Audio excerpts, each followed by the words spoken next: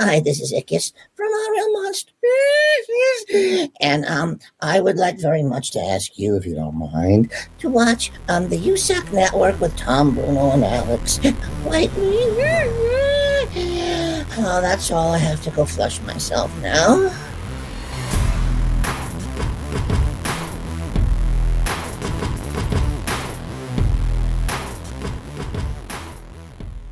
We're in. Hey guys, how's it going? Welcome to What's the Difference podcast with me, Alex Whiteley. And I am Tom Bruno. Hey. And today we're joined by Ian and Brad from Flooglebinder. I found these guys local to me in a copy of a local magazine called My Shrewsbury. And we love speaking to people like this, people of the world, right? So first of all, Ian and Brad, thank you very much for coming on the show. What is Flooglebinder before we go into it? Well, it depends what context you want to answer. How you want to answer that? Shall I do the Lacey's version and you do the sustainability, conservation, personal development, mental health version, or how do you want to... the Our version versus the Urban Dictionary version? No, let's not go there. We've got a big story about that. Ultimately, we're a travel and conservation company that is re-engineering the way that we travel, basically. That's probably a succinct way to try and put it. We originated, let's say, within the academic arena. Both Brad and I studied marine biology. Meetup was in Indonesia in 2004, where I can describe our introduction was having to sleep in the same room en route to this island somewhere to go and gain dissertation data for coral reefs. And I'm like, hey man, I see you at university. He's like, yeah, and we're sharing this room with this tarpaulin on the sheets, and I can only sort of envisage it's like a 1970s. Well, yeah, you can fill out the rest in terms of setup, but we just stayed up all night, didn't we? Started chatting, started talking, and I think our love for travel was sort of pushed forward from then on. And we shared so many moments together. We ultimately went our separate ways. Brad went down we both went down the sales route, didn't we, for a period of time? Yeah.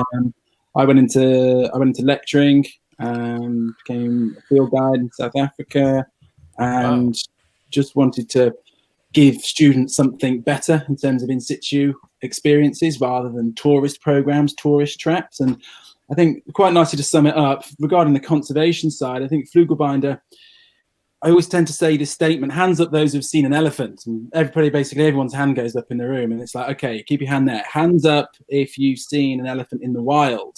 Most hands go down, but there's still about 20% of the hands up. And then I say hands up who's seen a wild elephant whilst not in a Jeep. And then there's about 2 or 3 hands left for every 100. And I said, that's bullshit. It's pretty much where Flooglebinder sits in terms of the exposure and the experiences that we want to give people. Those niche experiences that not very many people are able to get hold of. That's where ultimately we sit, whether that's Amazon, Sri Lanka, India, Thailand, South Africa. And that's been broadened out now to family holidays and solo programs. I think that's amazing, because I hate tourist traps. You do it though, don't you? You're like, oh, okay, let's go to Egypt. Why not? And then you find yourself, I hate looking like a tourist. I hate it. But then I go and end up looking like a tourist. It's the worst. Yeah, I think Brad's been... I think back in 2016, when I was thinking and putting these ideas together, a mutual friend of ours said, oh, Brad, Ian's talking about getting something going. You guys need to meet. And Brad's basically traveled the world twice, ultimately. And with Brad's travel experience and my sort of love for conservation, the passions that he has and I have come together, it's sort of, well, I'm told it's a match made in heaven, mate. Is the marriage good for you? Very well. I mean, as Ian said, it's the initial focus was conservation. Our background was conservation. We did it through studies and just found a love for it because not only are you maybe looking after species in an area or a particular ecosystem, but it's the community interaction you get as well, because you get a lot of local NGOs, local communities that are so proud of their environment. When you come there to also help them protect that, you just build such incredible relationships. And we realised through our trips that some of the programs we'd been on when we were younger, they kind of gave you the opportunity to go on the project, but then you didn't get a chance to see anywhere else. And quite often you was in a really remote place. And it was such a shame. It was like, I'm an island away from another incredible place and I've not got the opportunity to go there. So when we started building them out, it was all about culture, community and conservation. So you may be going there for a focus on a particular project, but whilst you're there, we're going to teach you about the environment, the history, the religion, so you get a real feel for the place. Just so happened that as a result of that, because we're working in conservation, we were doing a lot around sustainability. So we became the first UK travel B Corp back in 2016. And B corporations, for anyone that don't know, they're huge over in the States. But for anyone that don't know, they're around about 4,500 companies, I think, now around the world. And it's looking at your social and environmental impact. It's what fair trade is to food and coffee. B Corp is the business. You look at your all your stakeholders, your governance, your customers, your environment and the impact that you have, and you constantly track and monitor how you're performing. And then you can see what you can do better, what you're doing really well at. And we qualified, or we got the certification back in 2016, and it was a great stamp for us to prove that we are who we say we are, and also allowed us to put a lot of other sort of structures in place that every decision we do going forward sticks to that. And then following on from that, we found out we were doing and helping a lot of people that were having mental health issues. So the element of that nature fix, being out in nature, doing something that's got more impact, more purpose, just brought them back as a new person. So what we do now is we measure, we collect data, so we measure the impact the trip has on both their sustainability practices and their wellness and their mental health behaviour as well. There's nothing better than going away and coming back like a new person, right? And I feel like with me personally, I love to, like I said before, I don't like the touristy trap things. I like to go and witness culture as culture, right? I don't want to do the package stuff. And I've been very lucky. I mean, my wife's from Colombia, so whenever I go to Colombia, I'll go and stay with families. I'll go and stay in people's houses, and they'll take me places that they like, and we'll go and eat in places they enjoy. And we'll like Zipaquirá, went to Zipaquirá, which is a salt mine, and it's got a cathedral underneath it, and these big, massive like crosses, and it's so beautiful. And that's because the people that live there, they go there and they enjoy it. Whereas if I went there as a tourist, I'd do the whole, I don't know, maybe I'll do a Narcos trial or something stupid. Like, let's do Pablo Escobar stuff. That's not for me. You're saying no, but like that you're going, oh, because I am very much anti-drugs and don't talk about Colombia in that way, but people do stuff like that, you know. They do. There's actually a whole trip that you can plan. You can go do the whole cocaine trip. It's very, very interesting. If you ask certain people in Colombia or in certain other places, not just Colombia, obviously, I don't want to offend Kaz, but you can like actually go and go work with people and make your own cocaine and bring it home with you. I've never done a such thing because I've never been to South America, but I've heard of such things. See, I see merit in both. I see merit in doing exactly what you guys are doing, going off the beaten path, trying new things, and not going to necessarily the tourist traps. But at the same exact point in time, the tourist traps are the tourist traps for a reason. Like the Sphinx is a cool place to go visit because, you know, it's this very old standing landmark, but at the same exact point in time, it would be considered a tourist trap. Yeah. Next to it. Sorry, go on, Brad, sorry. I was just going to say that, I mean, for example, our India trip, like we do the Golden Triangle. I mean, and it's the Golden Triangle, and it's a very popular tour for, as you say, Tom, for a reason. It's like you've got Delhi, you've got the Old Market, you've got the Spice Market, you've got Old Delhi, New Delhi, you've got the Pink City of Jaipur, you've got Taj Mahal, like really typical stuff, and it's good to see it. But then what we think is really valuable is the amount of incredible communities and places you're passing, such as like the NGO projects we work with in Jaipur that feed, I can't remember the numbers now from memory, but thousands of street kids every single day. And then the elephant, yeah, I think so. And then back down in Ranthambore, you've got the safari. So many things that you just come slightly off that path, and there's some really cool stuff. Whereas you say as well, Alex, you get to see like the real country, the real people that live there, the real stuff that happens, as opposed to these tourist traps. And like Tom, you live next, like literally at the bottom of a tourist trap, and that's Jay's Peak, right? That's got to be up there with. Let's go skiing. Where are we going to go? Vermont, Jay's Peak. Yeah, let's go there. Yeah, You're it's strange. around that. It's strange. I see the benefit of both, as I was previously stated. Like, people come up to primarily ski, which is great for the economy around where I live. You know, it really kind of keeps the blood pumping. Lately, they've included. We have what's called the Vast Trail, which is this huge connecting trail, which people can ride snowmobiles and four-wheelers and those type of things up and down our state line on back trails so they can remain safe.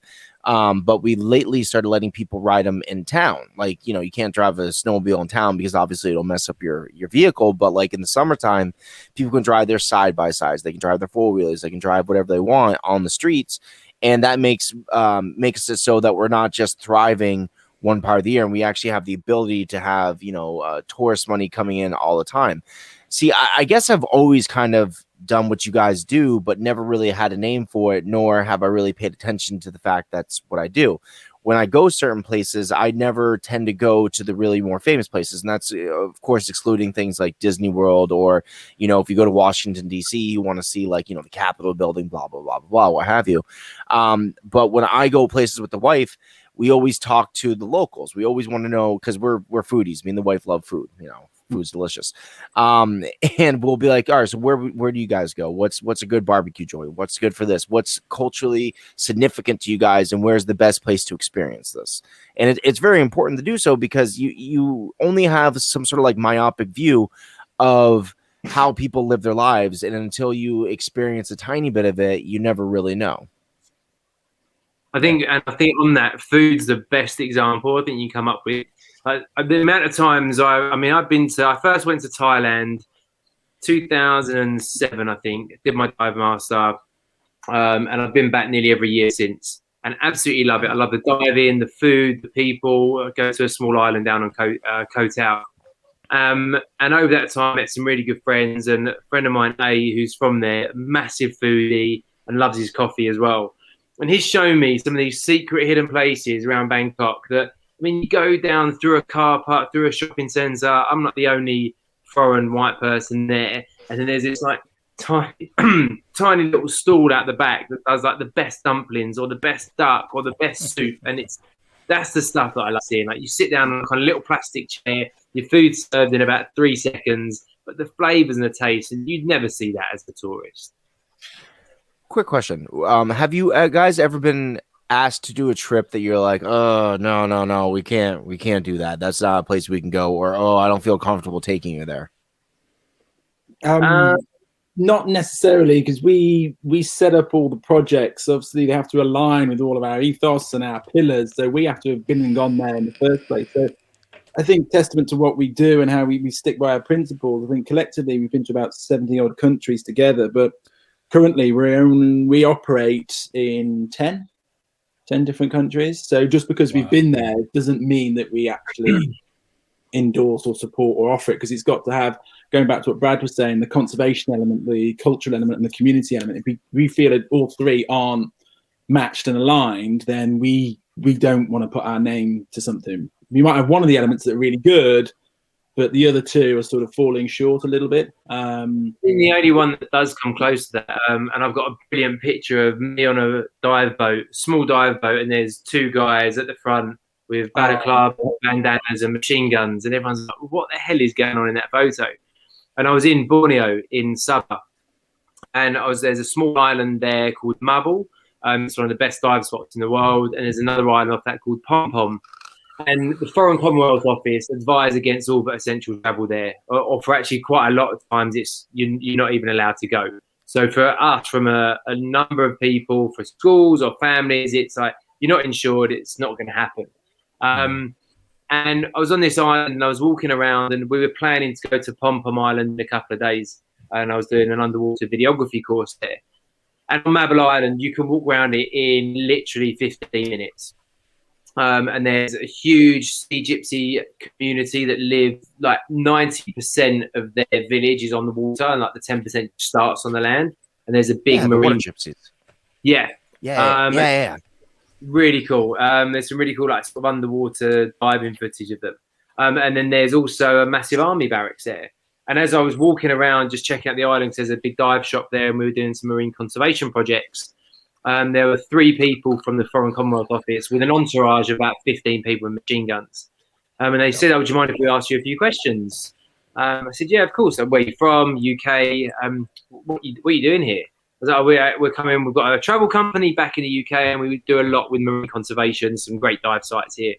They said, oh, did you hear about the shooting that happened here a couple of weeks back? And apparently it was all inside. There was like a Chinese ambassador's son that was held hostage. It was one of these like exclusive resorts with a bungalow at the end. So they knew where he was. They came in the night, took him, and then on Pom Pom Island there was another kidnapping as well. I said, yeah, I heard about the shooting. And they said, oh, did you find it safe? Are you okay to still be here? I said, well, now security is at its highest. It's probably the safest time to come here. And I said, I'm going to Pom Pom Island. They said, oh, you realise there was a shooting there as well, or a kidnapping, sorry. Are you just following this stuff around? Like, almost saying, like, are you stupid? And I was like, well, to be honest with you, I said, you're from the Foreign Commonwealth Office, and you tell us where and where we can't go from the UK. And I said, I've lived in London the last 30 odd years. And I said, there's stabbings and shootings there every single day. I said, but you wouldn't stop people coming to London because you know it would kill our economy too much. So you're happy to tell everyone not to go to these incredible islands that rely on tourism and 99% of the time are beautiful places with incredible people and great livelihoods. As soon as something happens, you ban it. Yet in London, you're happy people to come all day long, and they kind of didn't really have much to say. It drives you crazy. It drives you crazy. I mean, all this, like what I was just saying about Colombia, it's always like, oh yeah, fucking, oh yeah, you know, all this you hear, you see it all the time. Well, I gotta say, when I was in Bogota, there was police on every corner, and there's probably more drugs in Wrexham than there is in Bogota. Do you know what I mean? It's just crazy that that people make such a big deal out of things like that. Yeah. It's perception, isn't it? I mean, we've had some trips for our school trips to South Africa this year, postponed to next year because of the South African strain and of COVID. Yeah, the worst strain from what we heard a couple of weeks ago was the one in Kent. So actually, you've got more trouble being in London than you have going to South Africa. I find it very interesting that, like, because I've been talking to Alex now. We're going on 3 years now. We've been having this, conversation. Late night conversations. Late night conversations is very, very cool. We've had this conversation, and I've learned a lot about people from the UK. One of the things being that people tend to not like when I explained to Alex my long love of car trips. Like I've been taking car trips ever since I was a little. Shut the fuck up, Alex. I've been taking car trips ever since I was a little kid, and like me and my family would drive 16 hours. We'll go up and down the coast, blah blah, wherever we're gonna try to get to, and it's a lot of fucking fun. I find it very interesting that people like Alex will complain all night and day about having to take like an hour-long car trip. But at the same exact point in time, you guys are renowned travelers. The people from the UK go everywhere, whether it be South Africa, whether it be, regular Africa. I was about to say Africa. They're both the same fucking place. Whether it be Africa, fucking Thailand, you guys go to a lot of different places, and you guys pride yourselves on that, and you tend to be better world travelers than people from the US. Why do you think that is? Oh, that's a good question. That's a good question. I can think. The size of the state, you've got so much there on your doorstep. So I think you're more prepared to jump in the car and do that venture. Whereas the UK, especially being a small island, don't get me wrong, got some great places here. We've got real. And it's just such a central and easy hub to get around. So we're quite quick to jump on a flight and go and explore. But I think you've got a really good point, because I think it's a shame because there is still such incredible stuff to see right here on our doorstep. I mean, as Ian mentioned, we've been together collectively to about 75 countries. And yet one of our favourites, the tiny little spot on the west coast of Wales in Pembrokeshire called St David's. So you don't need to go far to find some good spots. I think people should definitely jump in the car more and explore. Because Alex tells me he has a castle like 5 feet down the road from him. And I feel like sometimes, not that he takes it for granted, Alex is a stunning example of someone that is like, and it's the same for you guys because you're in the same area. You guys really kind of like push your culture and you push your town a little bit farther than it should be. But I feel like a lot of people take that type of stuff for granted. Like, once again, I live at the bottom of a really beautiful mountain. but I try not to take it for granted. Me and my kids, we live in the middle of nowhere, so there's not a lot of city life going on, but there's so much outdoors that there is to be explored that we never try to pass up any opportunity, whether it be hiking or kayaking or swimming in some of the best lakes in the world. It's we try to take advantage of all the opportunities around us, and I feel like some people miss out on that. Yeah, absolutely. I did back in 2008, 2009. I did a bit of a road trip. Tom, you'd have liked it. Road trips. Miles in what was it, about 7 weeks or something like that? So many miles. My wife did most of it, and we were doing all these presentations up and down the East Coast. And we stayed in so many B&Bs, and we got talking to quite a lot of people, and it was obviously vacations, and every single one of them that we met, Americans on vacation. And I started asking one of them, when was the last time you actually went abroad? Like, oh no, never. Yeah. I was like 55, 2 kids. And then I asked why. Sorry, Brad got me thinking about it, and he said, we just got so much here. We've got so much on our doorstep that we can just drive or take internal flights to do so. It was like, that's a really good point, because the topography changes so dramatically depending on where you're going. I live on the East Coast. We are a very, very mountainous region. Once you get in the middle, it's very, very flat. There's a lot to do out there. And then once you get out to the West Coast, you can go surfing, skiing, and hiking all in the same exact day. It's very interesting. Now, quick question for you guys. Plan me a little trip here. If you guys were to come do what you do in America, where would you guys go? Like what kind of areas would you want to hit upon, and where would you want to bring people to kind of show them the best of what you could show them? Oh, well, St. David's is definitely going to be up there. Snowdonia, Brad, you went there not too long ago. Yeah, good spot.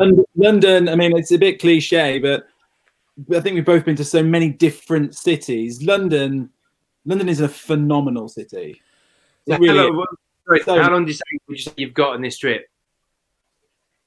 2 weeks. 2 weeks. 2 weeks. Yeah, 2 weeks, sure. Yeah. 2 weeks, okay. In 2 weeks. I mean, you're going to fly into the city. You're going to fly into London. So it's good to just get a feel for the sort of hustle and bustle, I think. Anywhere you go, whether we go to Asia, we're starting the city. I mean, even like you said, like I've not done some of the main sites in London for years. You do some of that cool stuff. And then just get out, go and see some countryside, go and hit the coast.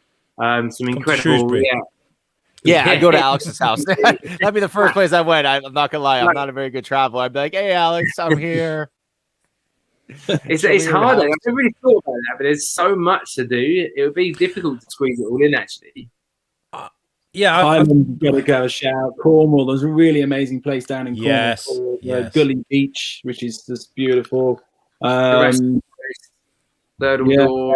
Highlands, you can get lost in there for weeks. There's an amazing 500-mile trip. Again, Tom, you would love it. 500-mile trip where you see like next to no houses on this trip. There's that road that goes all the way around the Scottish coast, isn't there? Yeah, that's it. I've not done it personally, but a friend of mine has. He said it's the most amazing week.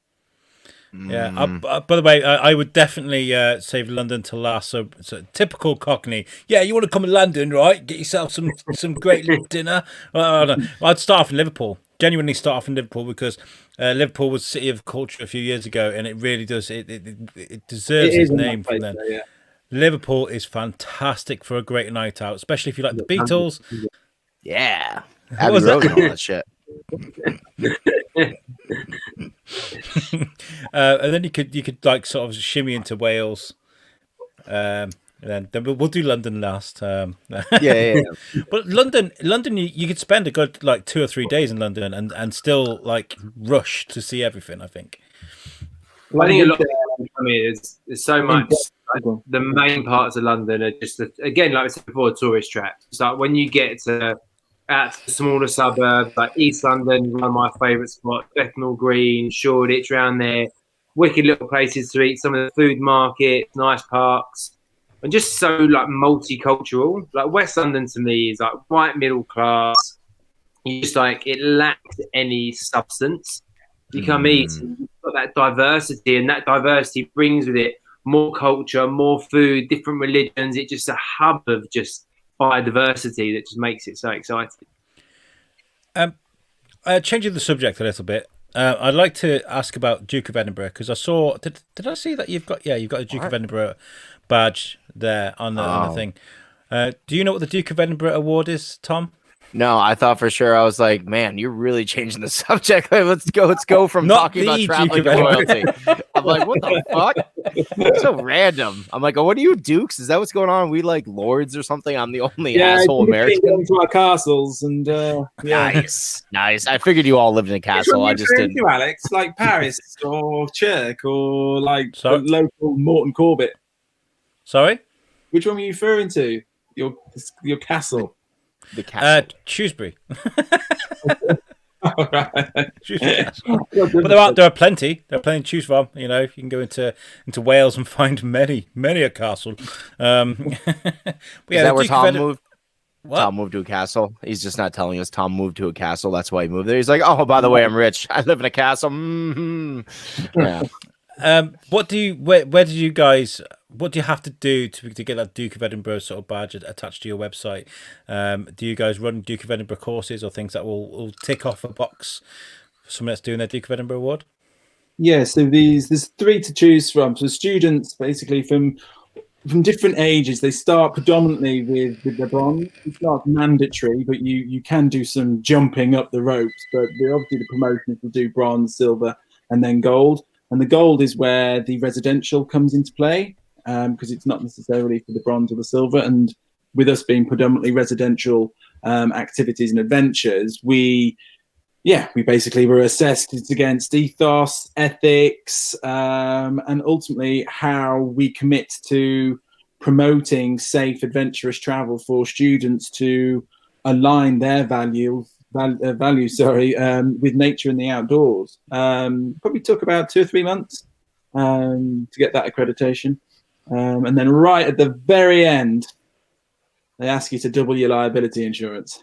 Like, you're in and it's like, okay, then yeah, fine, okay. But saying that, it's great, and it almost it satisfies a lot of parents because they know the DofE, they're aware of that award and its accreditation and its history, and they know that we would have had to have gone through some rigorous assessments in order to have qualified for that. So it's a really decent accreditation that we're proud to be part of. Nice. Why do you think it is that like a lot of the places you guys have listed off are places that were colonized, right? Like the UK has a very long history. No, shut up. Anyways, the UK has a very long history of colonizing places, which is fine because that's how I got to be here, right? I would not be where I am if it was not for you guys. It's a clear fact. Why do you think it is that the most popular travel destinations for the UK people are places that were previously colonized by you? Do you think it's historically important? Do you think it's nostalgia? What goes along with making these places like tourist destinations for you guys? I think there's quite a lot of inherent sort of evolutionary promotion for those places, and as it's built into your history, like in America, you're taught about all the different biomes and the different places. And to be fair, why wouldn't you want to go and spend your time there? That guy that I met in the B&B never left. 55 years old, never left. I think this is a similar sort of teaching from each country, and I think each country should be proud of their heritage and where they've come from. I think it's probably, for me, in the teachings, what you've learned, and I think there's probably more direct link and easier access. But I think for Brad and I, we're both sing from the same hymn sheet where we'd like to totally go off piste and go to completely different places because... Yeah, I mean, ours start with the project, don't they? Sorry, say it again. So ours just start with the project. When we find a good project, we then build a trip around it. So years ago, we first went out looking for conservation projects, and now we've got people that sort of get in touch with us or people that know us and have been on a trip. And there was like, oh, guys, so this incredible elephant project or this really cool turtle project. I think you guys should check it out. They really sort of align with your values. And then we go and check out wherever that project is. And if we like the project and we do think that they are have similar values to us, then we'll build an itinerary and a project around it. Has Brexit affected you guys in any way? Not at the moment, touch wood. Yeah. I suppose when the world opens, you'll certainly find out. I mean, a lot of that stuff's actually outside of Europe. So, yeah, nothing really that's been a huge effect or impact on us. I mean, there's obviously some more European trips we'll be looking at, so we'll have an impact on that. We've got our Greece Circle program, but no, fortunately, at the moment, we haven't been affected. I mean, we've been affected by everything else, but not Brexit. Yeah, on the currency side of things, because the pound's obviously lost a little bit of its strength when it announced Brexit, and then it was obviously when it wasn't doing anything, and then when Boris Johnson announced that Brexit has now been done, I think the pound shot up by like 0.1% or something, just went straight up just from that announcement. Nothing happened. Yeah, we're nearly there. Okay, 0.1%. So yeah, but no, I think with everything else that's come with moving from Brexit to COVID, COVID said hello. Yeah, we're fully aware of her and what she has to offer. COVID has been a bastard to anybody. I mean, how long have you been doing this for, Flooglebinder? How long has the company been going for? You probably did just say, but yeah, I've got another story. We were in Malaysia. We were doing this. It was crazy tour. I mean, my wife was like, "Oh, off again with you, with Brad, going and enjoying yourself." And it's like, don't get me wrong. Yeah, of course we enjoy ourselves. We've done a lot to be in this position. And I was telling her about our trips in Malaysia and Indonesia. And we were there for 12 nights, Brad. No, 9, wasn't it? Wasn't it 8 hotels, 8 places in 9 days? Oh, I was going to say 9 hotels in 10 days. So yeah, the ratio is the same. But that's mad. It sounds like, oh, that's amazing. It's so exciting, but it's exhausting. Do you remember we stayed in? Where did we dive? Peru and I India. thought you said, where did we die? I was like, oh, yeah, we sat there, and it was like 6 days in. And we just had a beer. You fell asleep on the sun lounge, or did it down by the beach? And it's like, Brad, I'll leave him. He was constantly trying to one-upmanship. It was so exhausted. But yeah, it's a beautiful way to bounce around and travel, isn't it? But we were in Malaysia and we were sourcing this project, and we were exhausted. And obviously, COVID was a thing. But I think it's fair to say, you could speak for Brad as well, that we didn't think COVID was going to blow up at this point, because this was in the end of February, start of March last year. It was announced and there were things happening, but I was a bit naive myself. Maybe it's just going to be slightly worse than SARS or something like that, or, and started to get the feeling. And we were at the airport and things started to ricochet. Emails started to come through regarding the trip that we've got to Africa in April. And it's like, is this still going ahead? And I'm like, yeah, it should be. And then the trip we were there for, which was for December, it's just, yeah, guys, we're cancelling it. It's like, what? Literally got to the airport to come home, cancelled. Oh, wonderful. That's good. That's great. That's nice. But yeah, from then on, from March, we watched 100% of our entire year become, postponed in about 3 or 4 months. 3 or 4 months, not 99.9%, 100% of the entire year gone. And then that's basically transferred up to June this year. But after June, things are starting to look really positive and it's picking up, which is great. And there is light at the end of the tunnel. It's just, I think Brad and I have been in this tunnel for quite some time. I think, the way that we are, the way that and what we believe in, I think it holds true, and it's not a quick fix. It's about sustainability. Doesn't offer quick solutions. It's a long game, and that's what we play. So fortunately, the second half, this year is looking really good. Yeah, and 2021. Don't even get me started on 2021. I've already announced to my wife and kids that you're either gonna have to come with me, or Daddy might not be home for a lot of time. It's looking good. Because I'm sure there's a lot of, pent up travel angst from a lot of people. I know me and my family were just, gearing to get out. Because it's so interesting, because part of your business virtually does not involve anything that would put anyone in any problems with COVID, right? Like, you go in the far out places, you go in less densely populated places. So the COVID's not really so much the worry, but the problem is to get to any of these places, unless you own a private plane, you're gonna have to go to airports, which are just a haven for people trying to get each other sick, which makes it really intrinsically hard to get around, which is crazy to me. I'd have thought if you guys have built up a huge skill set, right? Like in between the diving and what have you, trying to go to these different variants of locations to do what you do. Have you ever thought about doing something like a little bit crazier, like maybe do a Himalayan type experience? We had the opportunity a few months back to speak to Jordan Romero. He's the youngest American ever climb Everest. Would that be something that would interest you guys? You know, before Brad answers this, because I know he's going to, I actually, from time to time, I'll share it with you now, Brad. I have these dreams shoot into me. I know this is a weird thing to say. I never talk about dreams, but it's me and Brad stood at the top of Everest. Yeah. And before we get there, I rugby tackle him to make sure I get there first. And as I start to slide down and he has to save me. It's a reoccurring dream that comes into my head every time.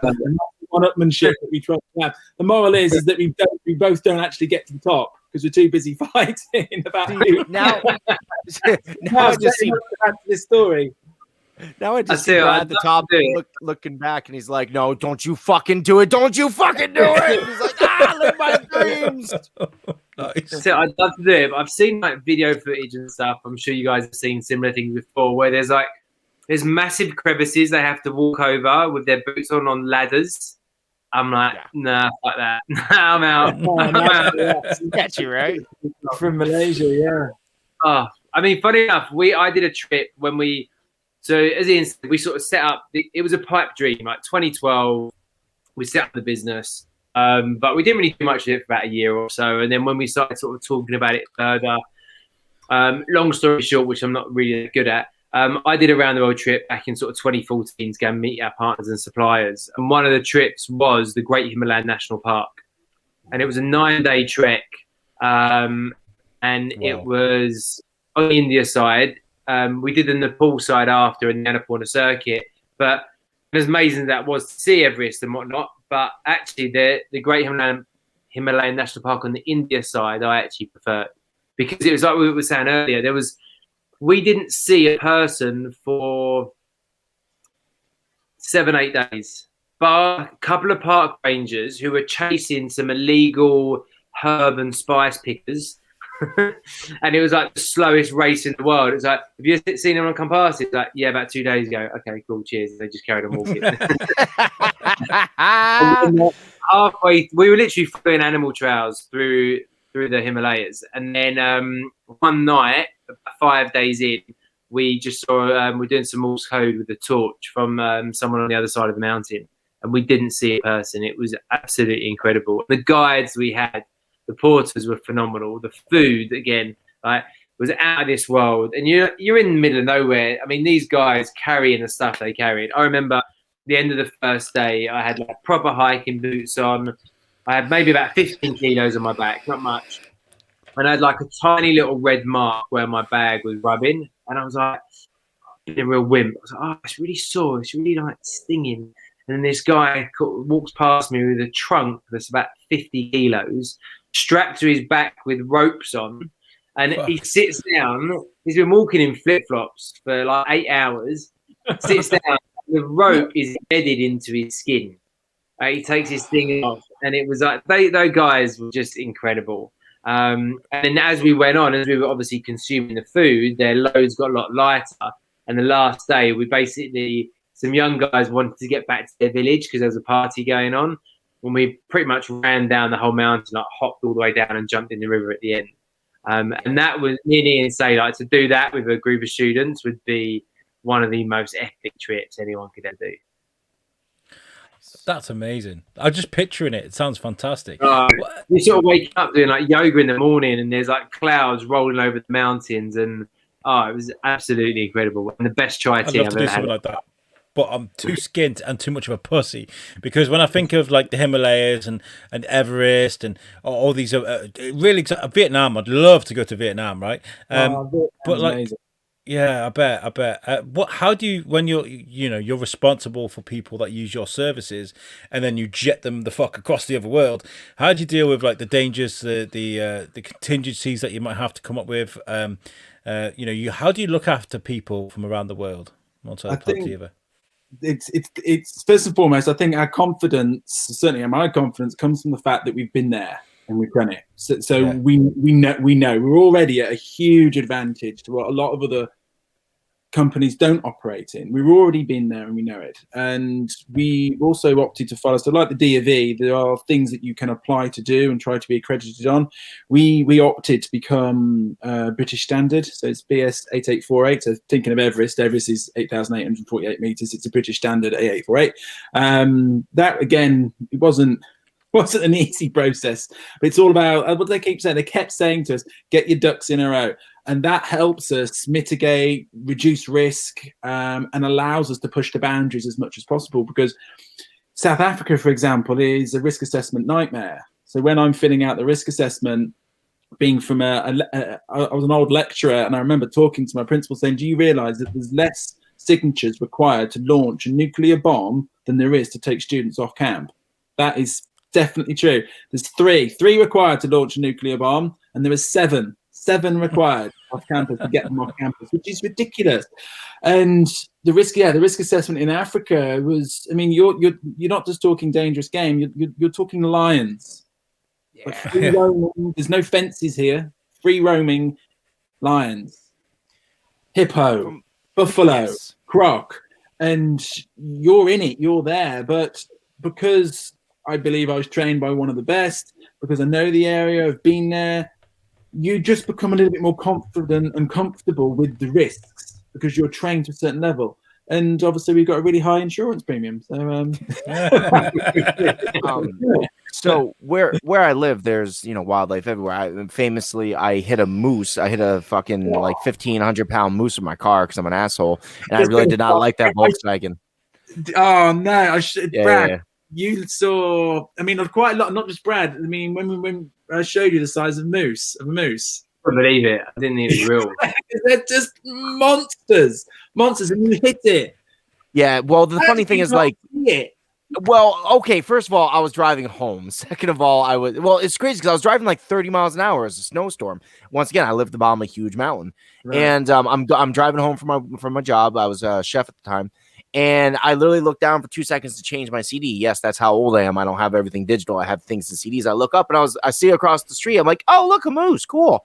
And I just barely moved up here a couple of years prior. And all of a sudden, the other moose just, bam, walks out in front of me. Fucking, I hit the thing, take it out by the legs, and it collapses into my car, completely fucks me. And, like, the only thing that happens is I broke my nose. That's all that happened. The car roof came out and cracked my nose open a little bit. And the thing I kept hearing from everybody was, wow, you're lucky to be alive. And I'm like, what the fuck do you mean? And it wasn't until I started looking on YouTube, like people hitting mooses with dash cams and seeing what happens to them. I was like, oh yeah, I am a little lucky to be alive.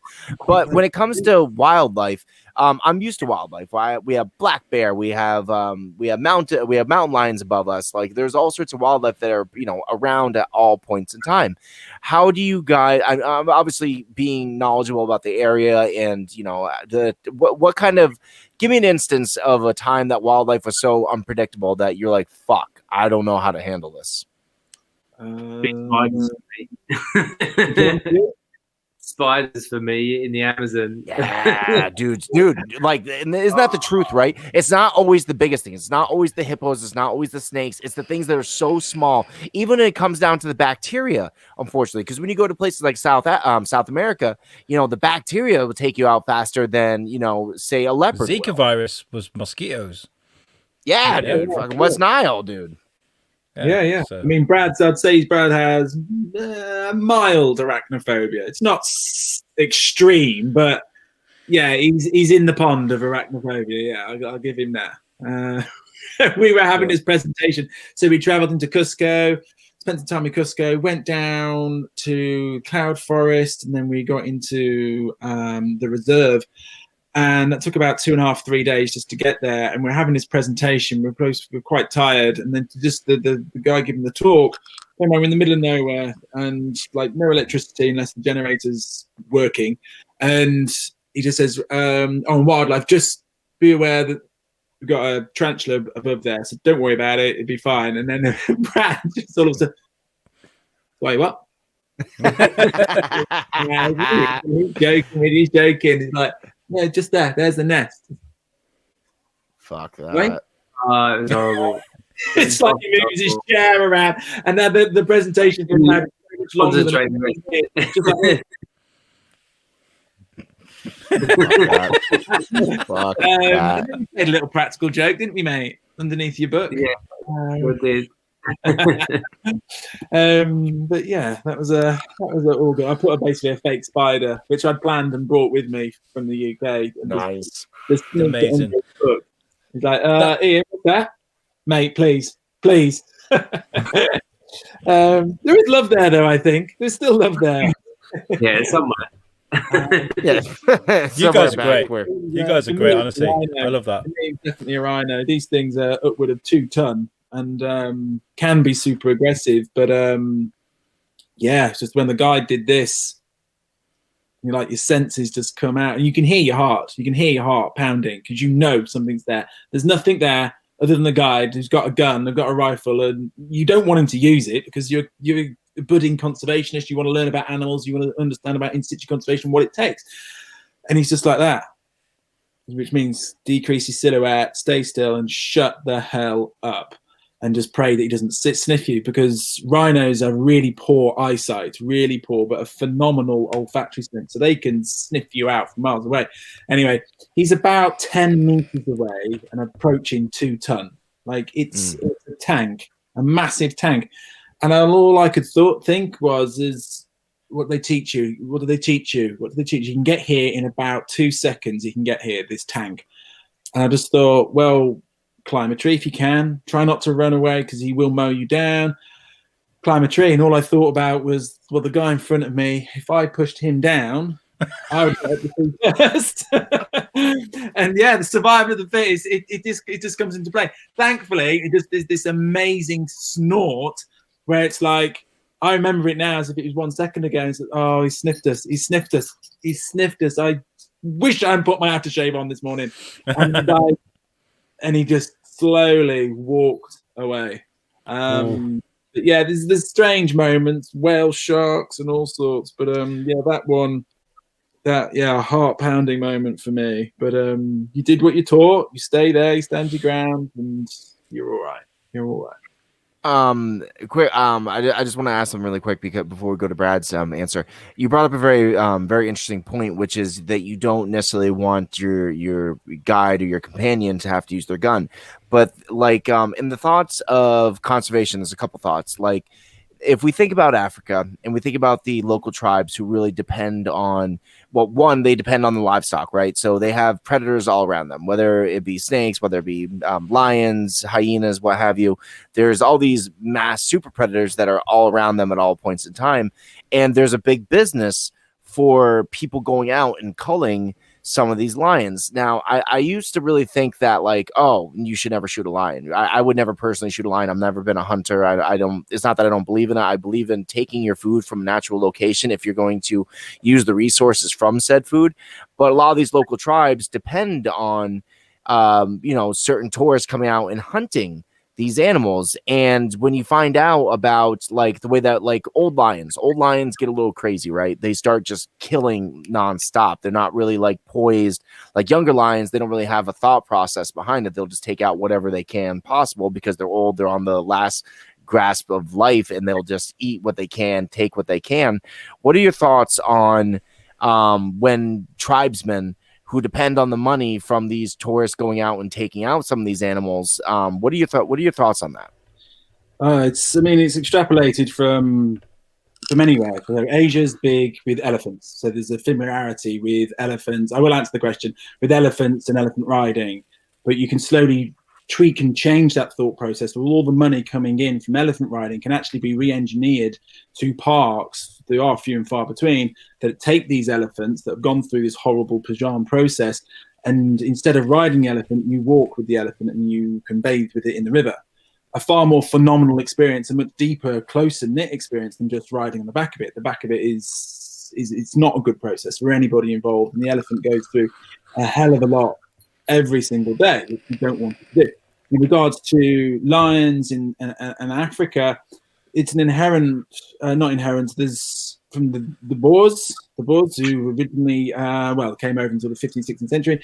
These guys, this is what they would do. This is what would happen. But it's just been extrapolated and moved and pushed forward to the point where so many people can get rich from it, that the parks, few and far between, like those in Asia, they're so small that what they try and do is not, you can go walking with lions, of course, you just learn about them and you go and do an experience like a field guiding experience instead. So instead of shooting this animal, because I mean, hunting, I think that it's, all countries do it, but I think without isolating one in particular, America is pretty big on hunting. Absolutely. The big population that go there to hunt. But I think if you re-engineer the thought process, why don't you track it down and watch rather than track it down to kill it?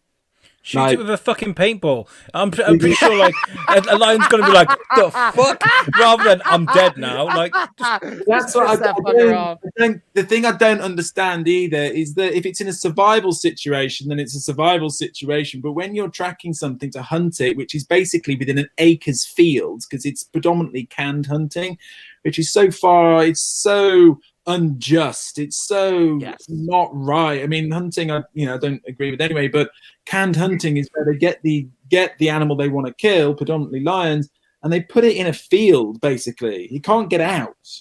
So my question is, where's the joy in that? I mean, even to do a hunter who I know like to kill, like, why would you? That's like, anyone could do that. There's no. That's not a challenge. Yeah, but so, I mean, I don't agree with it on any respects. I understand that it generates a lot of money, but I think if you start to re-engineer and submerge people in nature, you immerse them in it, their mind changes. It does. I remember on the course I was on, there's a big hunter there, and he was there for 7 weeks. He wasn't there for 7 hours or 7 days. He was 7 weeks he was on this course, and he was, to be fair, he was open-minded. He was an American. He was open-minded. He said that he's hunted this, that, and the other. By the end of it, whether he still does it now or not, I don't know. He said, I just can't see why I'd want to do that. I feel ashamed of what I've done. I don't know what goes through someone's head when they're like, get me a fucking, do you know what? Give me a fucking beautiful giraffe. I want to shoot a giraffe in the fucking neck. Like, what joy do you get out of shooting such a beautiful animal? Like, I don't know if it's so much the joy of, I mean, it probably is the joy of a little bit. I think it's obviously the trophy, but the thing is that, like, a lot of these older animals, they tend to get a little crazy, and that's the thing I kind of like always stay on. Like, I don't believe in, and once again, I don't hunt personally, so I'm not speaking out of any intrinsic knowledge of like, oh, I enjoy hunting and this is why I believe in this. But like certain older lions, certain old giraffes, they tend to kill other members of the family. Like older lions will try to kill every other lion around them because at this point they're either rogue, they can't have their own pride, what have you. So I feel like some of those animals should be culled just for the sheer fact that it helps the greater population at large.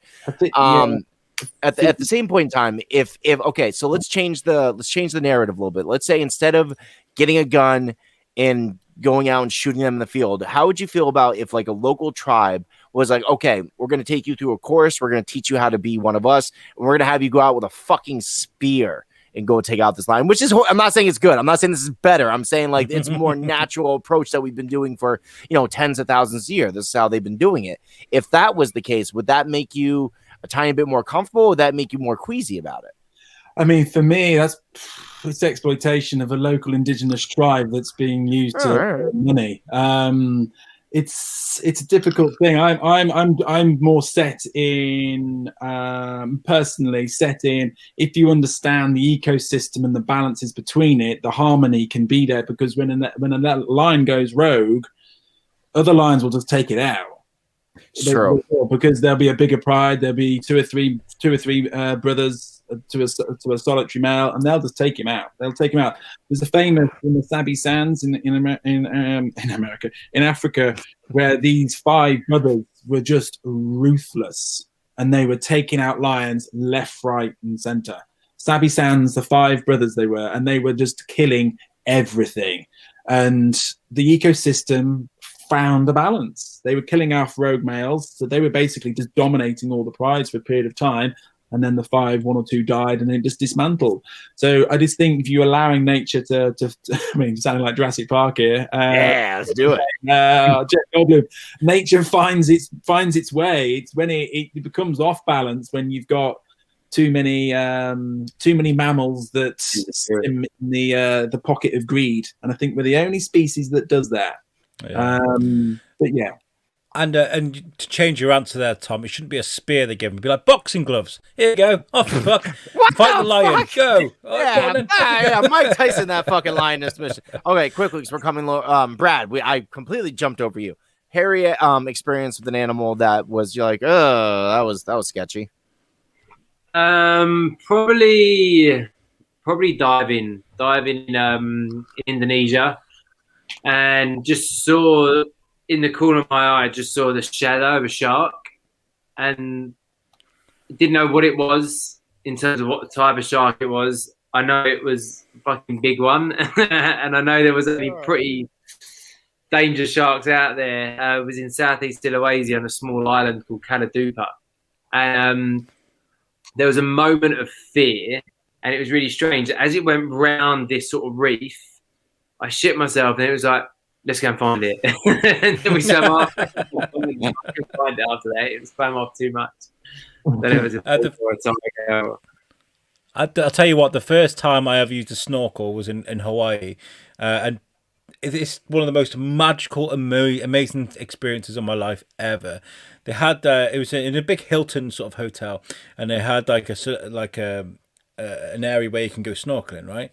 And so I went in, and I stuck my head under water, went under, and the very first thing I saw was a giant turtle. And I swear to God, I was swimming alongside this turtle, and I touched its shell and rubbed it, and it was just one of the most amazing things I've ever experienced. And it was literally the first time I put my head in the water, the first thing I saw. I love nature. Yeah, I want to see that all the time now. Yeah. I mean, yeah, totally resonate with that. Again, sort of in Africa, one of my first walks out, we saw this secretary bird. It's about meter 20 high, and it's a black mamba specialist. So it basically takes out finds and kills black mambas. And the guide who'd been there we had two guys who'd been there for 8 years. He says, I've never seen this at all. And I'm like, oh, yeah, I bet you have, sort of thing. And yeah, 12 years on, been to Africa about 8-9 times in between. Never even seen one. I was a couple things about swimming. One, we went to Jamaica, another famous, favorite spot of the UK.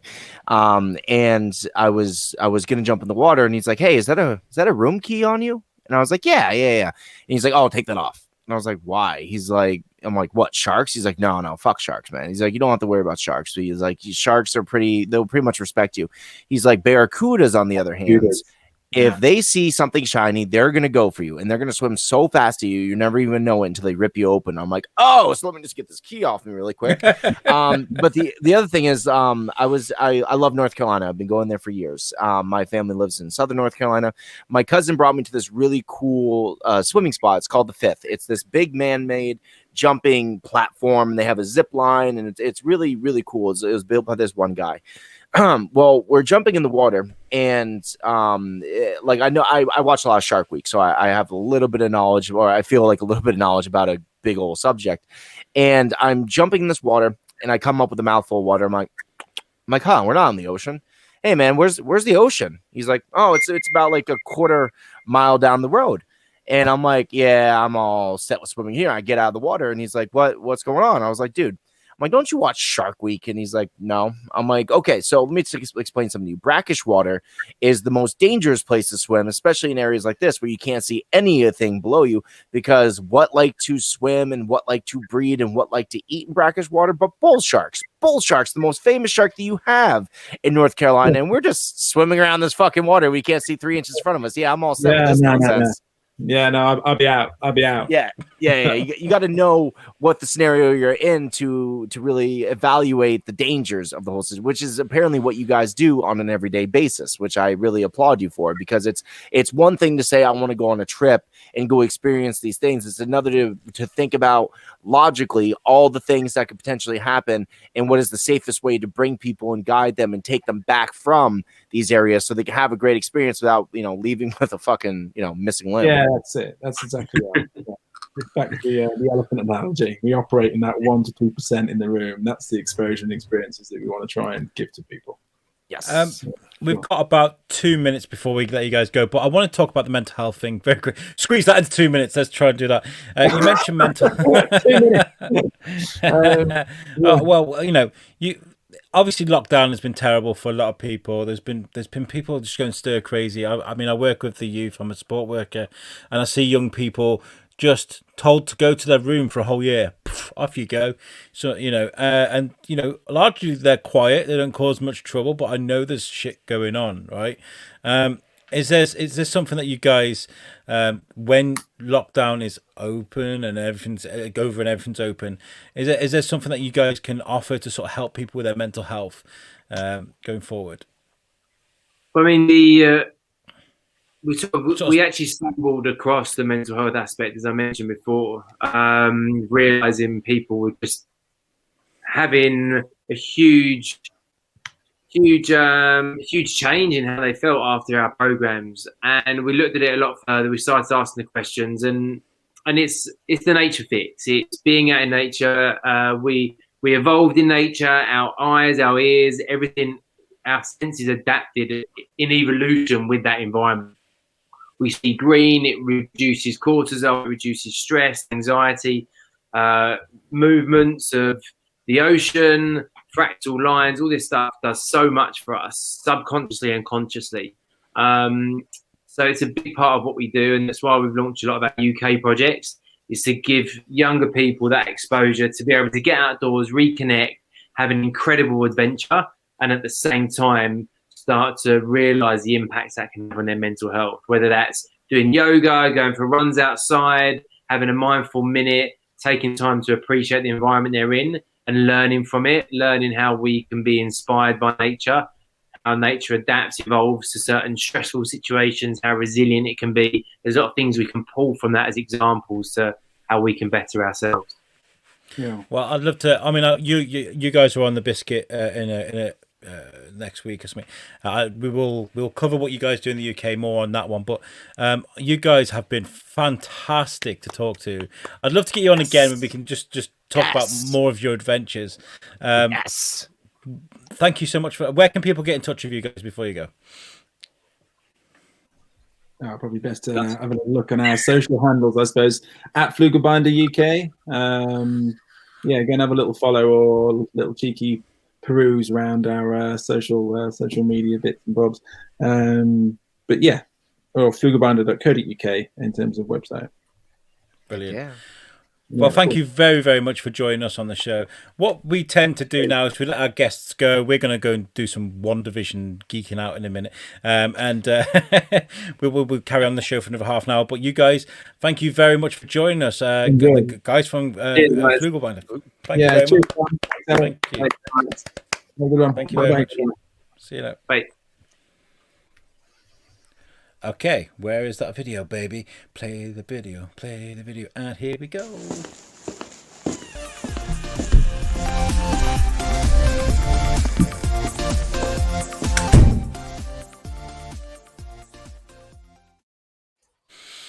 Boom! Welcome to the Later Lounge, guys. This is where we turn down the lights a bit and we geek out and catch up and stuff like that, where we can talk about anything the fuck we want. And generally speaking, yeah, that was great. I was about to say, generally speaking, we speak about our amazing guests for like the first couple minutes, and that was excellent. Alex, when you were like, these guys from Flooglebinder are coming, I'm like, what the fuck is Flooglebinder? And then it turns out that these two well-traveled, brilliant speaking gentlemen, like they have a wealth of knowledge about all sorts of things, and they were so interesting to talk to. They were fantastic. They're coming on the biscuit as well. I feel like we've done this the wrong way around. I feel like I should have sweetened up with a biscuit and then come on here where we'd be like, what the fuck, guys? Oh, what? You don't think we were sweet enough? I think that was a great conversation. I think that our our talks can lead to many different places. Like very fortunately for you, it would tend to be a little bit about your hometown, because that's what the Shrewsbury Biscuit is about. You're really about promoting local businesses, and of course their business is the travel. But like ours can go virtually everywhere, so we can go from mental health to fucking swimming with barracudas to whatever have you, and we can kind of find the deeper aspects of these people that you talk to. That, and plus I always feel like a little bit of a third wheel when you talk to people first on the biscuit, because you've already had a conversation, you've already had like this deep, so you've had that deep knowledge. because opposite effect today then, because I haven't spoken Yes, to him absolutely. Yet. That's nice. Yeah. Thank you for doing that. Thank you for not making me feel awkward, like I'm sitting there in the corner jerking off watching you have sex with people. I appreciate that. And in a couple of weeks as well, we get to speak to the amazing Niall McCann as well. He is very Googleable. He is a world explorer. He's been he's IMDbable as well. He's been on National Geographic. He's been everywhere. We're going to be speaking to him in a couple of weeks as well, so he'll have some great stories for us. It's kind of the area we wanted to go in, right? I love our guests that we've been. Me and Alex have been working tirelessly to try to bring like the best content humanly possible to the show. That's the name of the game, right? As much as we love talking to each other, which is how this whole thing started, we really love talking to people that have something else going on in their lives, whether it be world travelers, whether it be voice actors, whether it be people that wrote novels, whatever it might be. We just love talking to people, and we've been really busy trying to get some people on, and we have quite the list of amazing guests coming up. So I would definitely keep you guys' eyes and ears open on the social media, and definitely on the webpage. We'll talk about that in a little bit, to see what's coming up, because fuck, man, we've been busy. And I think an extended shout out goes to the guys from TV Guestbert as well, because we like to work with them. Every now and again we'll be like, let's do some shows with TV Guestbert. And I wrote to Laura, shout out to Laura, how's it going? And I was like, guys, I haven't spoke to you in ages. I'm really sorry, I've been super busy working on the biscuit. The biscuit's now done. Like, we got the bank account stuff up, we're now running business and stuff like that. Can sort of, I can just sort of, what I mean, sort of things will calm down now. So I was like, let's get some shows together, and straight away, bam, 3 amazing guests they sent me to do, and we'll get them scheduled in for. We're scheduled up now, technically up until about May, I think. About May. Now I know how busy we are, because I changed my email. Like we have a draft that we both kind of agreed on that we'd like for sending out emails and requests for people to come on the show, and I just recently had to change it from April to May. So I'm like, all right, we're doing fucking good, man. It's a lot better than when we were doing the old show and we're like, oh shit, we don't have a plan for tomorrow. What are we gonna do? And now we're so booked out that it really kind of speaks to one, we've grown as a couple of podcasters. That's just one, and two, we've kind of grown as we're not really a company. What's as a production? It really speaks to the fact that we have a plan, we have an idea of where we want to go, and whether it kind of seems kind of random, it's not, because we have an idea in our head, and we're like, okay, these are the kind of people. Me and Alex, like every couple months we have a talk about what kind of people do we want to have on the show, what kind of business, what kind of opportunities do we want to bring into the show, and we kind of base it on that, and that's how we branch out and invite people to come on. So lately it's been about like adventurers and people that get worldly experiences, while also trying to reach into our childhood and talk to people that we've kind of grown up idolizing. And one of those people will be coming at, can we announce that person yet, or do you want to hold off on announcing that person? It's confirmed, right? Yeah, it's confirmed. Yeah, why not? All right, it's cool. in 2 weeks, so why not?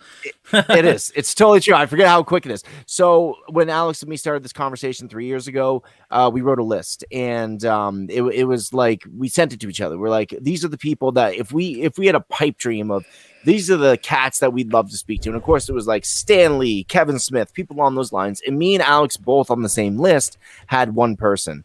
And it really speaks to our love of science fiction animation. And of course, Rick and Morty is one of our deep loves. We also love Futurama. We actually had a show, Alex, for a tiny bit before we got too busy, based on you rewatching Futurama and my crazy empirical knowledge of Futurama.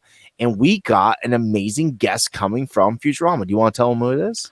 I am so happy about this, by the way, because this is one of Tom's heroes. we're going to be speaking to Zap Brannigan. We're going to be speaking to That man. Yes, exactly. we're going to be speaking to what's his name? Billy Fry West. himself. Yeah. We're Fry, going to be speaking Fry to himself. Billy West. Billy fucking West is coming on our show. What an honor this is going to be. I was looking at his IMDb, and it's quite sporadic until you get to Futurama, and he's literally like this list of voices that he did for Futurama. It wouldn't be Futurama without Adam West. So this is going to be pretty phenomenal. I got to say. Yeah. So yeah, true. that's going to be It's amazing. So you got that to look forward to in a few weeks. Yeah. Yes, you do, kids. So pay attention and keep your eyes, ears open I'm on happy the road. that you got this for you, man. That's well, what I'm most happy about. Thank you. Well, okay, the only reason I'd be able to do this is because you started this, awesome little thing that we keep doing every week. I would never have the platform to be able to reach out and ask these people, because it's one thing to go meet people at a convention, right? Like you meet them, it's for like a quick second, you get an autograph, you bounce out, and you're like, wow, I met so-and-so.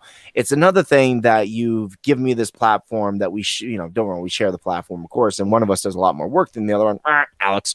But you let me take part in this platform where I can reach out to my heroes and ask them to come and have an hour-long conversation with us, which is, of course, very important because there's only so much you can find out in a quick 15 seconds. There's a lot more you can find out when it's an hour. And I just want to thank you for that, because once again, if it wasn't for you, this wouldn't be happening. Oh, shut up, you. You put just as much work into this as I do.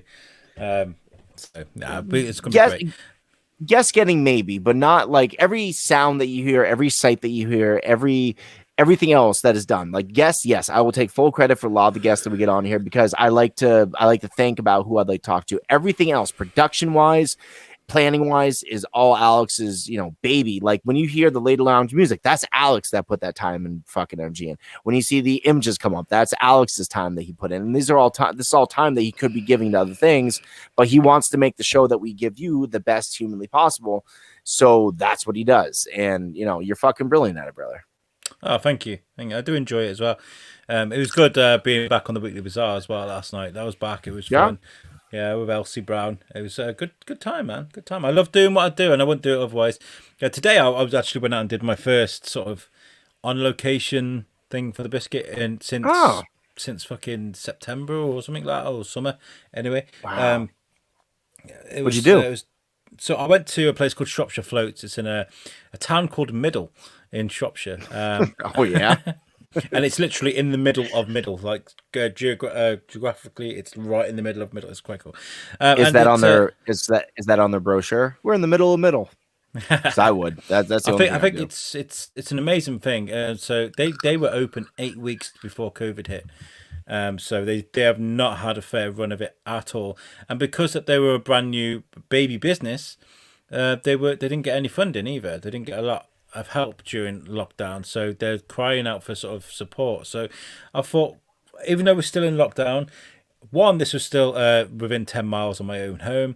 We were socially distanced, and I'm part of the press, so this is work. I wasn't going there for a social visit, so I went there, and it took me half the day. I was there, but I had so much fun. They let me use one of their flotation tanks, which is sensory deprivation, what Joe Rogan goes on about all the time. I got to do a 45-minute float, which was just, have you ever done food deprivation before? No, I take drugs, Alex. That's how I get into my sensory deprivation. We've had this talk before. I've always wanted to. It just costs money. And by the way, before anyone gets on Alex's dick about what he did, I would like people to keep the key word in these tanks in their mind. It's an isolation tank, which means that there's only one person being in there at a time, and that was Alex. Alex was encased by what would be a plastic tomb. So really, it's one of the safest things you could potentially do, and sterile and so clean as well. It's you couldn't be any more clean if they tried. So yeah, you go into this giant thing. It's an egg. I wish I'd have saved. I might be able to throw up a picture in a second. Like an anal egg. Like is this like a giant's anal egg? Something straight up out of a movie.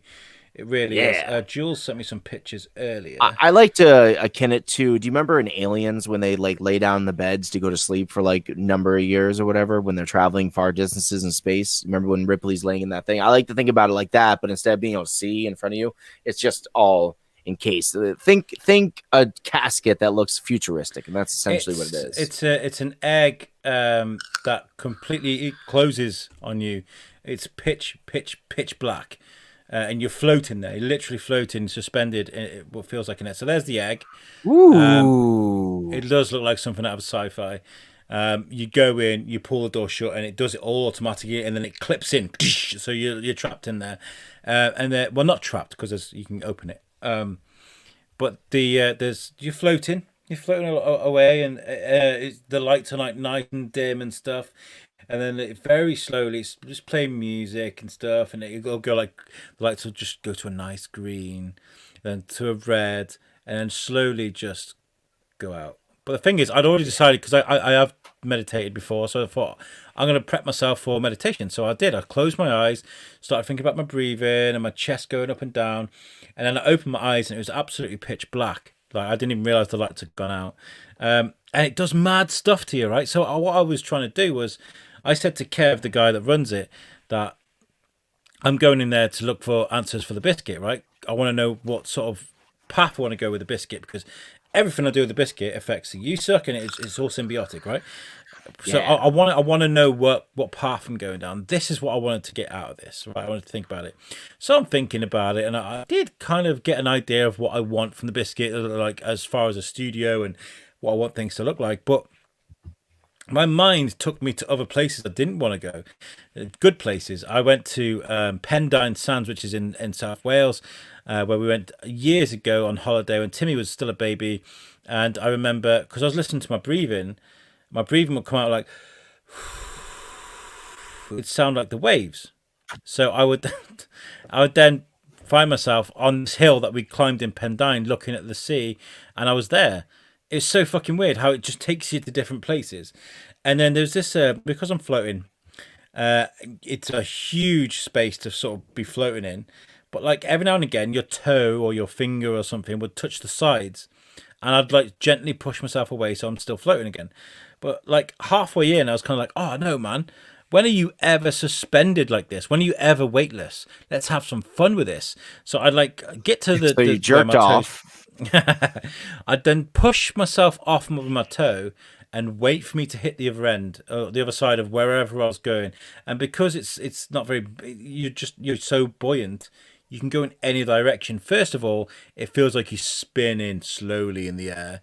And then where you think you're going to land, so if you push off with your right foot, you think, oh, it's going to hit my left hand. It'll hit somewhere else very slowly. And it's almost tantric. When your finger like touches the side, it feels so slow. It's like your molecules in your finger touch, and then you feel the pressure. It's so fucking amazing, honestly. And you do see blotches of colors, like Yes. coming in. It's pitch black. You see blotches of colors. One of my favorite things to do, like if I'm having a hard time sleeping and I really just can't, shut my eyes and go to bed, I like the room to be pitch black and I like to see those colors because that's something that's interesting. Your eyes try to pick up any light whatsoever, and by doing so, they'll make these colors pop in front of your eyes. The water is crazy salty, right? That's how you stay so buoyant. Yeah. So he was like, it's very. So they have like a bottle of fresh water sort of hooked on the side. It's pitch black. He's like, he shows you where it is first. He's like, here's where it is. Just practice now unhooking it. So he makes you practice unhooking it because he's like, well, if you're panicking because you got stuff in your face, it's nice to know where it is and how to get it. So like, if you got salt in your eyes, you can just squirt the water and then put it back. But that never happened. He's like, just don't scratch your face at all. Just don't. And it didn't bother me, to be fair. I didn't touch my face once. It's just this beautiful, slow experience where you go in, you take a shower to get rid of any oils, what have you, but also to sort of moderate your temperature. So you start off with the shower warm, and you keep turning it down until it's pretty cold. So you've got your body cold. So then when you get in the water, your body's like, oh, this is fucking good, And then when you get out, he goes, right, okay, here's an experiment. This is what I want you to do. Is that when you can hear the water draining, because you'll hear the machine whir up at the end, the lights are on and stuff. I want you to plank, just lie flat, until the water goes, and wait until the weight of your body is on the floor. And it said, you wait to see how heavy your body feels. And it's unbelievable. There's salt that's congregated in the middle of my chest, and that salt feels heavy on my body. Wow. It's fucked because like you've been floating for so long and your body's got used to it, and then all of a sudden it's like gravity, you know? It's nuts. Now, would you having the experience completely sober as you have? Because by the way, guys, we're still in Lent. Me and Alex have been doing this this man bet. We're like, hey, let's get rid of our tiny vices. Not that we have a problem with them, but let's get rid of our vices and see how we do for a month and 10 days. Alex has not been drinking for how I can't remember how many days it's been now, and I have not been enjoying my cannabis. Would you say that taking drugs and getting into one of these tanks would probably not be a good idea? No, I wouldn't do that. I mean, I wouldn't even get drunk. I wanted to go in there and experience the full thing. Like, Yeah. what does it feel? And I feel like the problem I'm having at the moment, it could have something. I can't seem to. So I go to bed, I sleep, I wake up, and it feels like at the moment as if I haven't been to bed yet. I'm still tired, as tired as I went to bed. And apparently, it's something to do with REM sleep, and it could be a side effect of me not drinking. And that's because I'm a big guy who stopped drinking, so my insulin levels have like fucked up. So like it's messing with me. It's giving me headaches, and it's and that's crazy, right? Yeah, It's you don't drink that. It's amazing that alcohol has that type of effect on you when you don't drink that much. Like you might have a beer or two when we record, but like I never once see like when we talk outside of the show. I never once see you. Oh, hey Tom, good morning, and it's a drink or something. That's not you. So it's amazing to think that like this little challenge that we've given each other is actually affecting you in that way. And I will agree with that because my dreams have been fucking nuts, man. Like they've just been insane. I even like my short dreams are so vivid right now, and I guess that's something that happens to people after you've had many years of cannabis. When you stop, your dreams have this like way to pick up because they're not dulled nearly as much, if that makes any sense. Yeah, it's a strange experience. They said I'll sleep like a baby tonight, but it was just nice being out. You know, it was just nice being out and not. Here's a picture of me actually in person interviewing someone. I look at you in your short shorts. I love that. Yeah, they were like, "Where?" So because they've got a sunroom. They got a sunroom which is like it's all painted like the beach. They got sun loungers, big, huge like UV sort of lights, bam, in the corner there. And it's very hot. It's to simulate being on the beach, and it was very, very good. So after the float, you go and you lie there and you think about what you saw in the tank, or you can do whatever. And that was quite nice.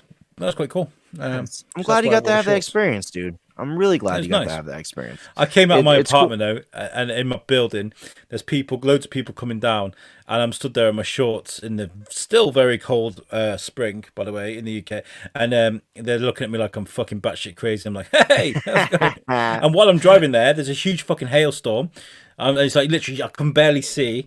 It just stopped as I got there. I thought, fuck's sake, I'm doing these fucking David Hasselhoff shorts. Like, fuck's sake. I cannot wait until it warms up. It did warm up for like 2 days over here in Newport. We had a 56-degree day and we had a 60-degree day, which, is crazy to us, especially when you've been used to like 10, -5, whatever it might be. Like, it's been really, really fucking cold. And I can't wait till it's warm enough for me to go back in my office and be there, dude, because like sitting like this and podcasting, man, it really hurts my fucking back. Like I'm sitting on my bed and, I can, you can see that I'm on my bed, and this is kind of where I've been doing the show for the last like month and a half or so. And I'm so used to sitting in my office chair at my desk and doing it there that sitting like this and just kind of like trying to make sure I keep my fucking situation up like this has been really painful. So I can't wait for it to warm up. And I also am thinking about that sunroom you're talking about. I think it might be beneficial for people like me who live, a lot of the months in deep, deep winter where there is no, warmth. There is no real sunlight. A lot of the time it's very overcasty because of all the snow. Maybe it'd be cool to get one of these sunrooms myself, or at least make one offshoot from my house. So then maybe you can try to fight the cabin fever / winter blues that people get. Did you feel happier coming out of the sunroom? See, this is the thing, right? We get nice summers here. We get really nice summers here. So like we do too, Alex. it was just like a day in summer for me. It wasn't like a oh my god, it's so amazing. That for me, when I first heard that people were doing these sunrooms, I was kind of like, what the fuck for? It's stupid, man. What? So you're just gonna sit in a room, pretend you're on the beach? That'd be fucking stupid. But it's actually, I got there and I was like, actually, no, it's quite nice. Quite good. Yeah.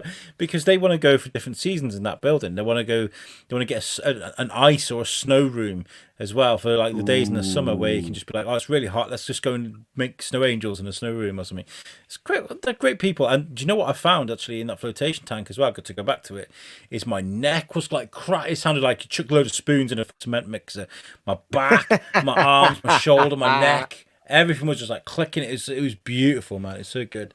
Anyway, we didn't even talk about fucking WandaVision. We said we are going to talk about WandaVision, and we got like 7 minutes. We can, if you want. You want to? Yeah. Fuck yeah. Let's talk a little bit about that WandaVision because it was nuts. What did you think? Did you enjoy it? I loved WandaVision. I mean, like, I knew I was going to probably like it just because of how weird it seemed and everybody was talking really good about it. I was like, there's got to be something to this show. So I binge watched every part of it. Like, I watched the first half late at night and then I watched the second half late at night. And it was beautiful. It was weird.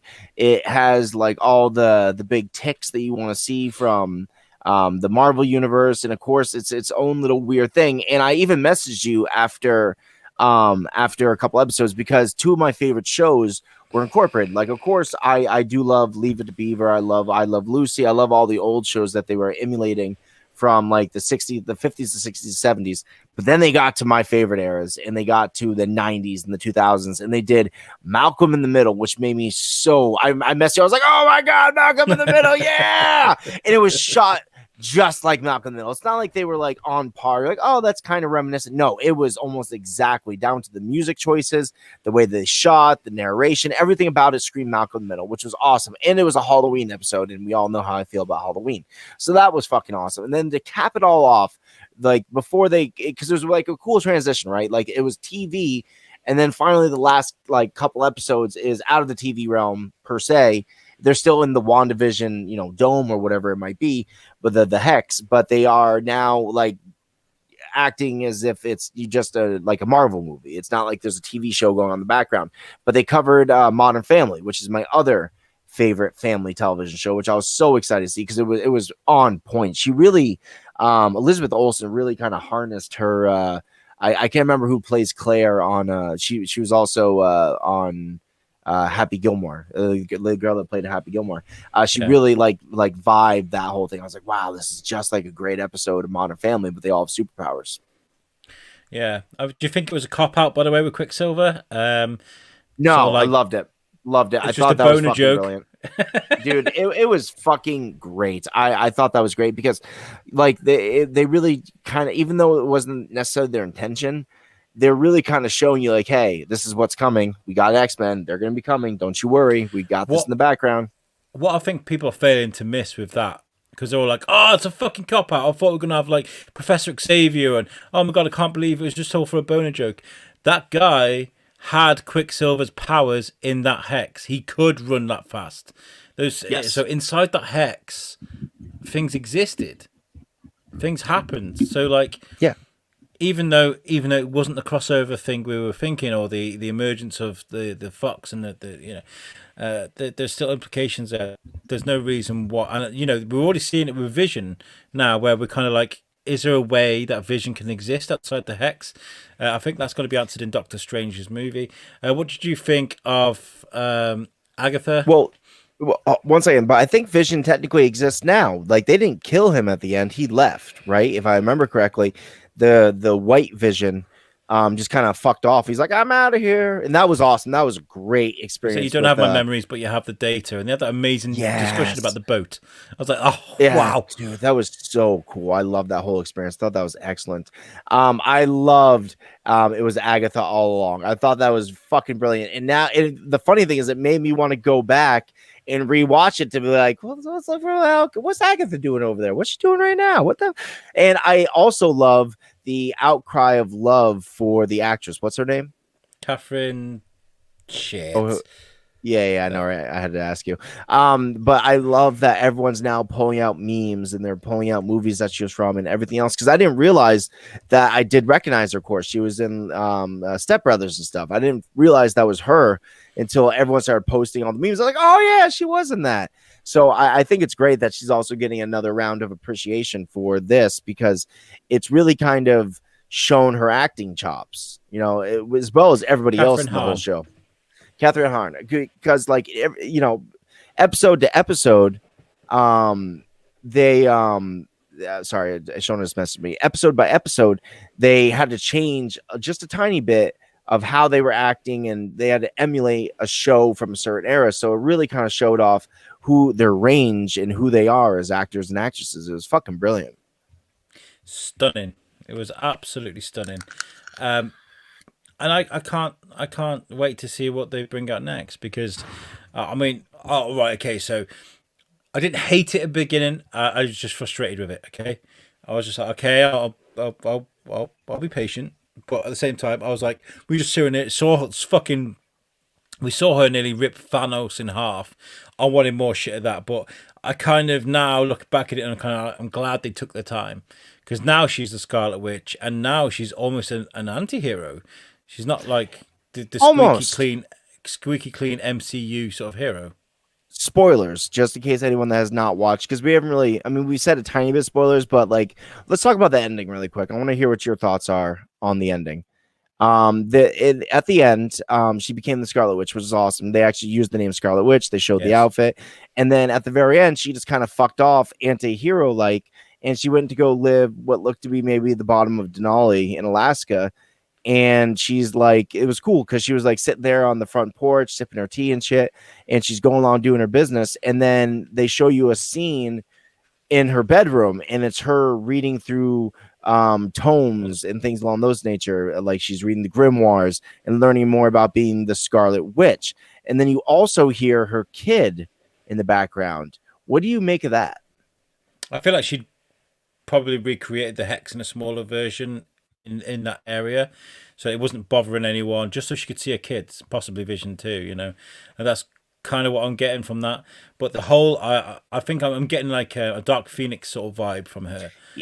So that consciously she's looking after the kids, she's doing a thing, but subconsciously the Scarlet Witch inside was like, I'm gonna we're gonna learn this, we're gonna learn that, and this shit's gonna go crazy. I feel like they're talking about so like who they've woken. I don't know much about Scarlet Witch and who the big baddie is and all this, but like I feel like Scarlet Witch is not gonna be the squeaky clean hero that we've expected to see normally on MCU. So no, I thought was I right, by the way, by saying I think you love all the witchy stuff because that's kind of right down your alley. Yes, very much so. And I also like how they embodied how they brought in. Sorry, I was using the wrong word. I like how they brought in the Sorcerer Supreme, of course, is Doctor Strange. I love how they dropped that little nugget in there too. So you remember, oh yeah, that's right. Fucking Doctor Strange is a part of all this mythical stuff that's going on in here as well. I didn't get that. I didn't. That missed me. The whole Doctor Strange thing. Yeah. So well, she was saying it was near the end when Agatha was like kind of listing off, the different levels of being a witch, and like she's like the Scarlet Witch is even more powerful than the Sorcerer Supreme, which of course is Doctor Strange. So it's going to be very, very interesting going in the future because Doctor Strange, the movie's coming out, and I wonder if the Scarlet Witch is going to make an appearance. Maybe. Well, it's going to be fun either way. We can discuss this more. I'm going to go back and watch it, but I'm going to watch The Mandalorian again first. Because I want to watch that like sort of minute by minute sort of thing, enjoy that again. But Tom, before we go, do you want to tell people about our website? Oh my God. Hey guys, we got a website. And you can too. It's not just us. We're not some rich tyrant of podcasting type guys. We didn't get a website because we're fucking awesome. We got a website because Alex has made really great connections. And one of those really great connections is with a gentleman named Pete White. Let me tell you about Pete White. Pete White some say that his resemblance on the face of the Sphinx is very, very close in common. So there's no denying the fact that he's probably a pharaoh a couple thousands of years ago. And while he is a pharaoh, if you were to go into the bottom of the Sphinx, they have like, a way to get in there through the back door, I think. If you were to go into the bottom of the Sphinx, you would see chiselings on the side of the wall of a man in front of what seems to be a lit up box, and you're like, oh, is that the symbol for God? No, that was Pete White developing his web page designing website for the internet. They were even thinking about that. Pete has a long term view of what he wants to accomplish, and one of those things was his beautiful, amazing business called weborchard.com. Now, weborchard.com is they're going to build you a website, dude. A lot of places they say, oh, you can build your own website, you can do this, you can do that. Fuck you, you cannot do that. I don't want to tell you what you can and can't do, but I'm going to tell you right now that building a great and functional website is not easy. I think they really akin it to traveling into space. I think it's a common phrase in my house, like, man, doing this is just as hard as going into space or building a website. And guess what? You don't have to worry about none of the nonsense. We're all busy guys. We're so busy. We have families, we have lives, we podcast. We would never have the time to build a beautiful functioning website. But guess what? That's what the people at Web Orchard are for. Now, if you go to Web Orchard and ask them to build you a website, not only is it going to be beautiful, not only is it going to be functional, but it's going to work exactly the way you want it to. And you're going to have all the input in the world on how it's going to look. And it's a step-by-step thing. Whether you sell things on Etsy, whether you have an OnlyFans page, whether you have a podcast, whether you're a YouTuber, whatever you do where you want to have a social media or a online presence, you need a website. And that's exactly what the people over at Web Orchard are going to do for you. They're going to build you this website that's going to help you, grow on your online presence. So if you want a beautiful website like we have over at USUK Network, USUKpodcastingnetwork.com, USUKnetwork.com. Thank you. I just barely looked at it. Fuck me. If you want a beautiful website like USUKnetwork.com, definitely reach out to the guys at weborchard.com, and they are going to build you an amazing website. Hopefully not better than ours, because we don't want you guys to overshadow us. We want to do good too. Don't take all the onlines from us, but hey, you're going to have an amazing website. So reach out to weborchard.com, and you yourself can have an amazing website. Beautiful. Fucking beautiful.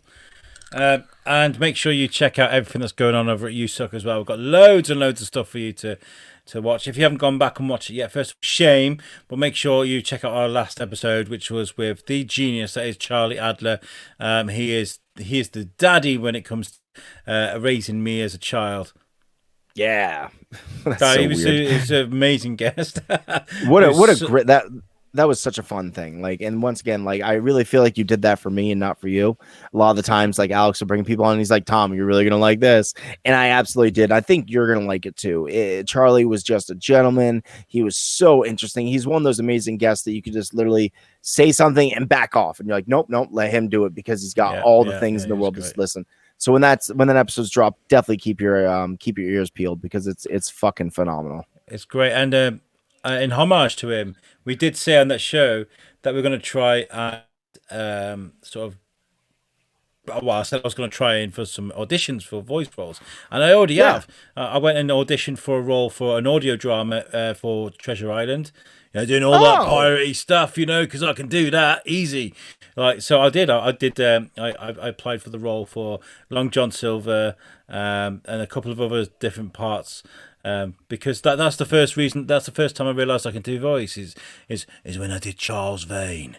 You know what, right? My name's Charles Vane. If you've ever seen Black Sails, you'll know who that is. That's a good voice. But yeah, you've inspired me. I fucking love that you just tuned your own horn right there. It wasn't good. It wasn't good enough that your voice acting was actually really good. You're like, now let me tell you that it was really good. That's fucking amazing. Good on you. Also, finally, we've got USUK Chronicles. The last show we've got here was with Keith McClary, who's a fucking G. He's been on our show before as well. He's a great guy. Make sure you check out USUK Chronicles with Jamie Westwood and Tom Stevens. We do Wednesday Night Live every Wednesday, where we get together and we catch up and we show our appreciation for each other with a few games and a few bits of laughter and banter. And we also have now back is the Weekly Bazaar, which is every Friday at 7:30 p.m. on our Facebook channel. Make sure you check that out. And that's it. That's USUK, man. Yeah. It's us in a fucking little cup, ready to take to the doctors to examine. Yeah. Take this, examine it, and show me what's good about it. Don't want to hear what's bad about it. I don't give a fuck. But this has been What's the Difference podcast. I've been Alex Whiteley. And I am Tom Bruno. And we love you guys, and we'll catch you guys next time. Peace out. When it comes to culture either side of the Atlantic, no one does it better. Ladies and gentlemen, I give you USUK's What's the Difference podcast with Alex Whiteley and Tom Bruno.